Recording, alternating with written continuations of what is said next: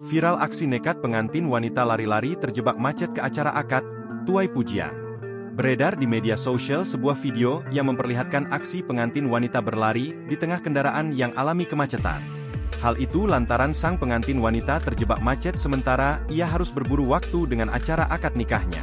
Hingga akhirnya ia nekat keluar dari mobil dan memutuskan berlari menuju acara akad pernikahannya.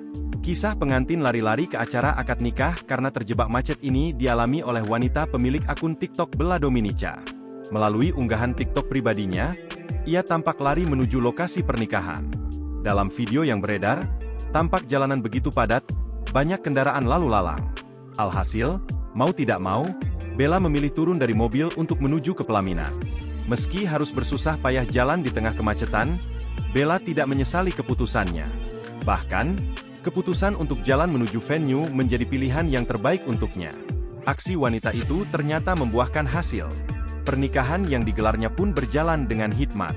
Video yang diunggah Bella di TikTok menjadi viral. Tak sedikit warganet memuji sikap Bella yang tetap positif.